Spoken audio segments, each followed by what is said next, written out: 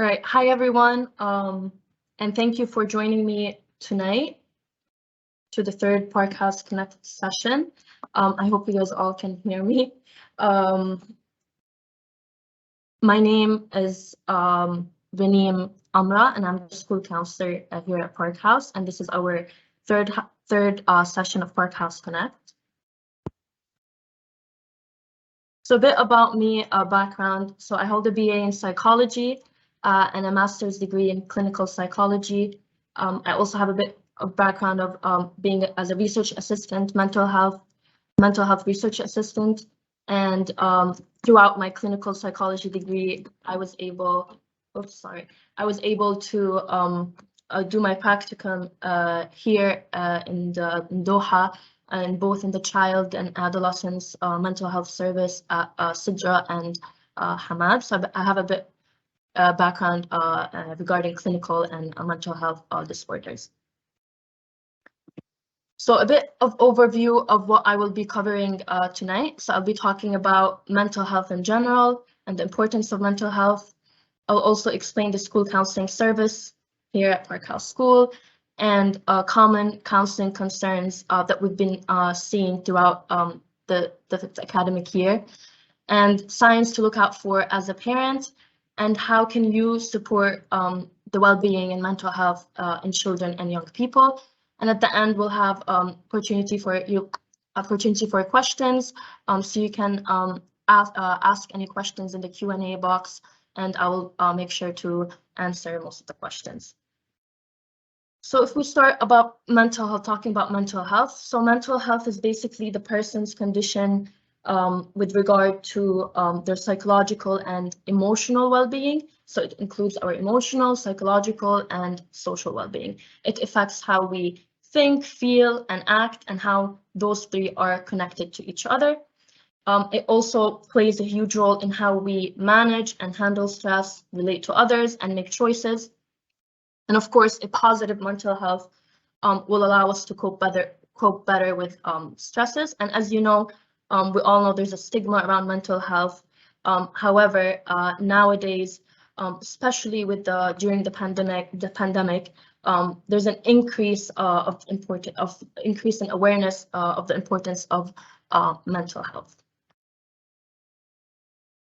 So the school counseling service, it is a new service at Park House School, and it is designed to support and improve the social and emotional and mental health of children and young people. We follow a preventative model, which is basically, it believes in being proactive and ensuring students are learning key skills and techniques to thrive as individuals, and not only throughout their school years or academic years, also in the future. I wanted to also touch base about the referral process here at Park House School. So basically, if a teacher or a class teacher or a form tutor are worried about child or concerned, they can fill out a counseling referral form, which is handed in to the key stage progress leader or a senior leadership team, and then they will hand it to me. And of course, I will contact the parents for parent consent. So the school counseling service, what does it include? What do we offer? So first of all, we offer like individual support. So it's basically one-on-one counseling sessions, depending on the need of the child. We also offer group support that will, we're implementing group support that targets, different topics such as stress management, worries, self-esteem. And we offer also parent information. You guys are all aware of the parent newsletter that has been sent out every month talking about different topics, and wider involvement. So we're trying to implement a whole school approach, whole school mental health approach, which involves all parts of the school working together, from staff, teachers, parents, and the community as a whole. So the most common concerns that we've been seeing on children and young people, first of all, is anxiety, including panic attacks, mood swings, so shift in the mood, and stress mainly in your 11s, 12, and 13, exam stress, and also applying for college or university applications. Also eating concerns, body image, self-esteem related issues. Also behavioral difficulties and anger, which is commonly seen in primary.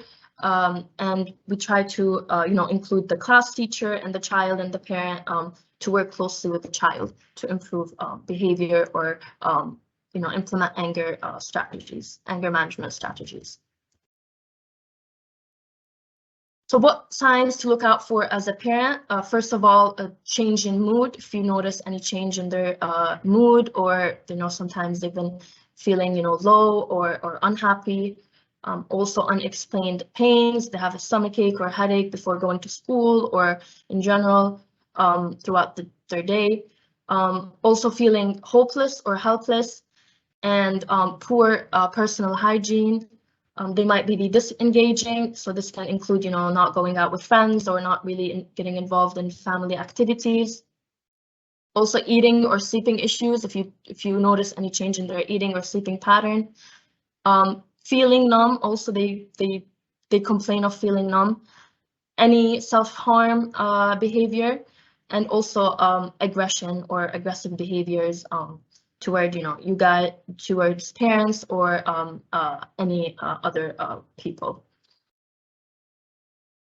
So how can you help?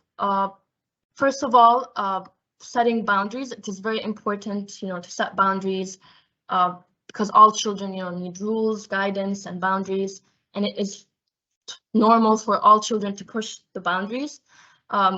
The purpose, of family rules is for parents and children to actually have consistent guidelines, and it will help everyone, the child will know what is expected and what isn't expected of them. The main tips to, in order to, set boundaries is, first of all, keep it simple and consistent, and actually, if the child feels, valued when you offer choices or negotiate about a certain, rule that they don't like in the house. Give also your child opportunity to show that they can actually be trusted. And of course, as your child gets older, you'll have to, review the family rules because their need will differ. So steps into creating rules. So first, the first step is to identify and clearly define the rules. So avoid being, saying, just be good, because they won't really understand what does it mean. So be more specific, such, for example, talk to others how you would like them to talk to you. Second step is to explain the rules to them. So rules can be, repeated and often, and you can place reminders such as, rules charts in, on the fridge or in their bedroom, so where everyone can see them and they're aware of it. Third step is to actually follow the rules. So all family members should follow the rules, and the child look to their parents and to learn how to behave. So be a role model for them, and also use labeled praise, which this means is by like complimenting or thanking, or otherwise, like, letting your child know what they did actually right. Be specific when you praise them so they can know what, how to behave the next time or how to follow the rule. Step 4 is to actually use consequences for not following the rules. So it should be clear to the parent and child what is the consequences if they don't follow the rule. Online boundaries, so it is very important to set screen time limits, and actually, like, the parent research does show that parental interest and involvement is positively correlated with online resilience. So children who are given boundaries will grow up feeling far more secure. So don't stay completely removed from your child's online life. Monitor them. There's a lot of apps that you can use to monitor your child's device. Also model screen-free time activities. So for example, as a family, set a time, to just not use the device and do something, for example, going for a walk together or playing a board game. Also, it is important to keep your child's bedroom free of screen media, especially before bedtime. And also, whenever a child is interested in an app they want to download or a game, do review it and be aware of the age restrictions also on social media. because it's very popular now and all kids, have devices, and just be aware of how they're using them. So routines, so it's very important, research also shows that, the child feels safe and secure and comfortable when there's a routine set in place. They also feel in control of the environment around them, which will guide positive behavior. Main tips of, keeping a routine is, be consistent, and, routines can be flexible. If you set a routine, the child doesn't feel, that, they're happy with it, you can always change it to, meet the need of your child. Again, it is important to use consequences, so say what you mean and mean what you say. So general tips about how to support them. So it is important for them, for you to make space and time to talk. Be there and listen to them, because they actually, they do care and they feel valued when you come to them and tell them, how was your day in school, even though they don't really reply to you or you get the response that you want, but they actually feel that you do care, and model a calm response, no matter how, what behavior they did that upset you. But when you model a calm response, they'll actually, make them understand what they did wrong and how they can, change. And they're more likely to actually learn from their mistakes when you model a calm response. Also, it is very important to encourage their interest, which will foster their self-esteem. And most importantly is to look after your own mental health. So, parenting is stressful, work is stressful too. So make sure that you take care of yourself in order to, build and foster a positive relationship between you and your child. So support is available within the school and external services. So if you are worried about your child, you can discuss this with your child progress leader or class teacher or phone tutor. And also support is available from the school counselor. You can email me at any time if you are worried about your child. Also, we work closely with the Child and Adolescent Mental Health Service and facilities here in Qatar, Hamad, and Sidra.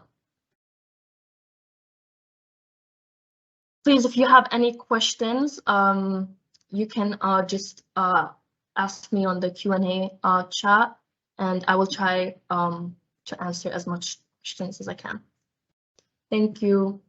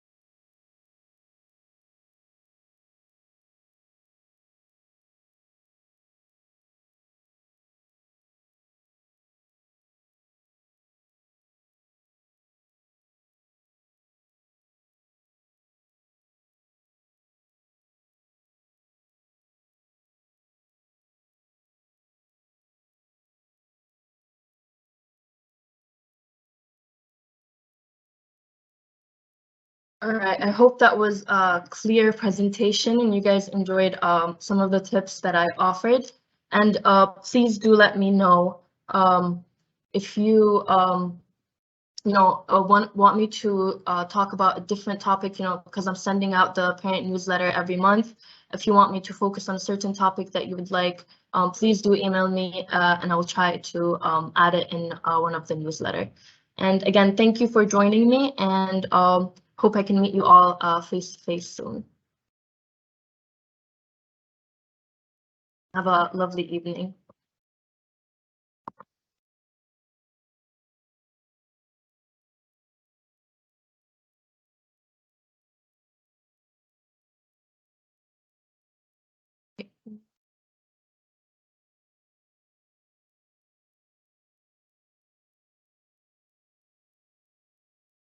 All right, before I go, so there's a question. Hi, if it's possible to do as a lecture to children about how to use their electronic by safely ways according to their ages, especially starting of key stage 3. Yes, of course, and we're actually working on it to do a specific assembly about online safety, but they already last week or this week it was about online safety. The assemblies did focus on online safeties, but we'll make sure to add it more throughout the year so they can be aware of it. Thank you for the question.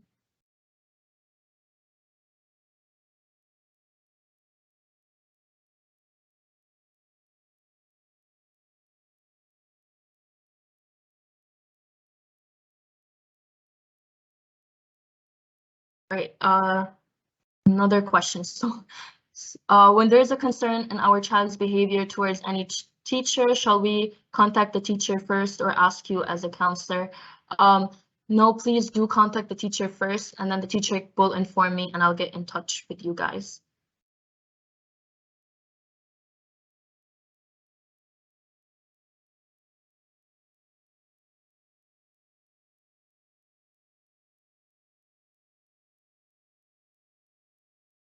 All right, thank you all and have a lovely evening. And again, hope to see you face to face to meet you all. Thank you. Bye.